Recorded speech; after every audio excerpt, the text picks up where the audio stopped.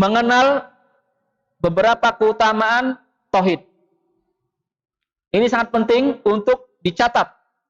Yang pertama di antara keutamaan tauhid. Tauhid merupakan tujuan utama diciptakannya jin dan manusia. Apa dalilnya? Dalil untuk keutamaan yang pertama. Apa dalilnya? Wa ma khalaqtul jinna wal insa illa liya'budun. Dan aku tidaklah menciptakan jin dan manusia melainkan agar mereka beribadah hanya kepadaku. Apa tafsir atau makna liya'budun? Kata Abdullah bin Abbas radhiyallahu anhuma, liya'budun artinya liwahidun, agar mereka mentauhidkanku, kata Allah. Surat Ad-Dariyat ayat 56. Keutamaan yang kedua, di antara keutamaan tauhid. Tauhid adalah misi utama dakwahnya para nabi dan rasul.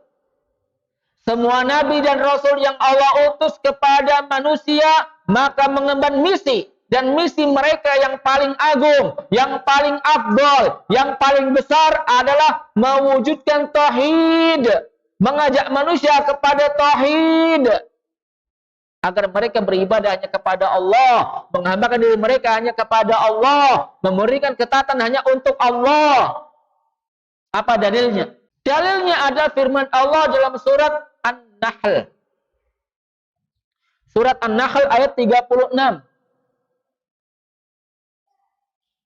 Walaqad ba'asna fi kulli ummatin rasulan an i'budullaha wajtanibut taghut. Sungguh kami telah mengutus pada setiap umat seorang rasul untuk apa? Untuk menyerukan kepada kaumnya, wa'budullah. Beribadahlah kalian semua hanya kepada Allah. Sembahlah Allah saja. Tauhidkan Allah. Wajtanibut taghut, dan jauhi taghut. Apa itu taghut? Segala sesuatu yang disembah selain Allah. Kemudian keutamaan yang ketiga di antara keutamaan tauhid. Tauhid merupakan syarat utama diterimanya amal ibadah. Ibadah apapun tidak akan sah, tidak akan diterima oleh Allah kecuali jika pelakunya bertauhid. Kecuali jika pelakunya betul-betul mewujudkan tauhid, mengikhlaskan niat hanya untuk Allah, memberikan ibadah hanya untuk Allah, tidak ada noda syirik, tidak ada noda kekafiran, tidak ada riya, tidak ada sum'ah, murni untuk Allah. Maka ibadahnya sah dan diterima oleh Allah. Apa dalilnya? Dalil untuk keutamaan yang ketiga. Wa man aradal akhir, surat Al-Isra ayat 19. Surat Al-Isra ayat 19. Wa man aradal akhirata wa sa'alaha sa'yaha wa huwa mu'min fa ulaika kana sa'yuhum mashkura. Yang artinya, barang siapa yang menginginkan kehidupan akhirat, barang siapa yang menghendaki kehidupan akhirat dan berupaya menggapai kehidupan akhirat, menggapai keselamatan di negeri akhirat, dan ia dalam keadaan beriman, mukmin, beriman kepada Allah, bertauhid, faulaika kana sa'yuhum mashkura, maka amal usaha mereka mashkura, maksudnya apa? Diterima oleh Allah dan diberi pahala. Makbulan wa ma'jura. Mashkura diterima dan diberi pahala. Dia beramal untuk meraih kehidupan di akhirat dalam keadaan mukmin, dalam keadaan beriman, dalam keadaan bertauhid, maka amal ibadahnya diterima dan diberi pahala oleh Allah. Keutamaan yang keempat. Yang keempat. Tauhid akan menghapuskan segala dosa. Masya Allah, siapa di antara kita, siapa di antara manusia yang tidak atau yang selamat dari dosa? Hampir tidak ada. Kecuali yang dijaga oleh Allah, yang maksum. Adapun manusia secara umum, maka kata Nabi, kullu ibni Adam khata'. Setiap manusia, setiap anak cucu Adam pasti banyak berbuat dosa, banyak berbuat salah. Namun kata Nabi, wa khairul khata'ina at-tawwabun. Tetapi sebaik-baik orang yang banyak berbuat dosa, sebaik-baik orang yang banyak berbuat kesalahan adalah at-tawwabun, yang rajin bertobat, yang sering bertobat kepada Allah, meminta kepada Allah, kembali ke jalan Allah. Nah, manusia ketika meninggal dunia, tatkala dia membawa dosa-dosa yang sangat banyak dan besar, maka masih ada harapan.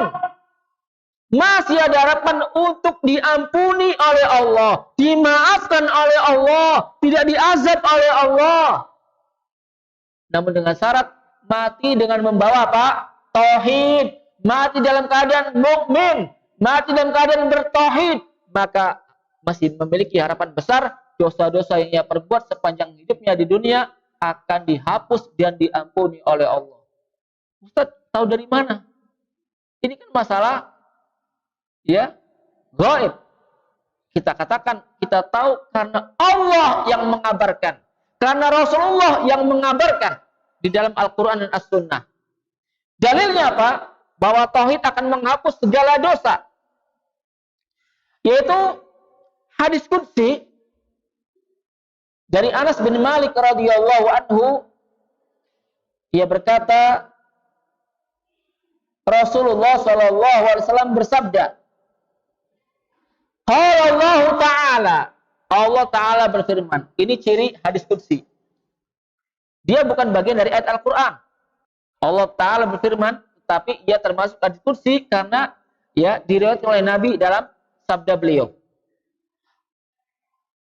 Allah Ta'ala berfirman, ya ibna Adam, innaka law ataitani bi qurabil ardi khataya, thumma laqitani la tusyriku bi syai'a, la ataituka bi qurabiha magfiratan. Perhatikan hadis ini tentang keagungan dan keutamaan besar bagi tauhid. Dapat menghapus dan berdosa sebesar apapun.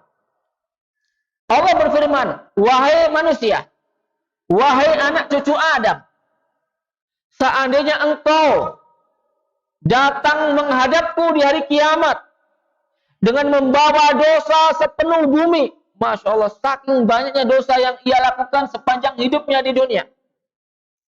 Wahai anak Adam, wahai manusia, seandainya engkau datang menghadapku dengan membawa dosa sepenuh bumi, namun engkau menjumpaiku dalam keadaan tidak berbuat syirik kepadaku sedikit pun, tidak pernah menyekutukanku dengan sesuatu makhluk apapun, berarti dia mati dalam keadaan bertauhid. Maka kata Allah, la ataituka biqurabiha magfiratan, niscaya aku akan menjumpaimu, kata Allah, aku akan menemuimu dengan membawa ampunan sepenuh bumi. Masya Allah. Berarti apa? Dosanya dilebur dengan ampunan dari Allah, dimaafkan, dihapuskan oleh Allah. Ini menunjukkan betapa besar dan betapa dahsyatnya keutamaan tauhid sampai mati. Keutamaan yang kelima, tauhid merupakan sebab masuk surga dan selamat dari api neraka. Dan ini adalah sebab yang paling afdal, sebab masuk surga yang paling agung adalah tauhid. Apa dalilnya?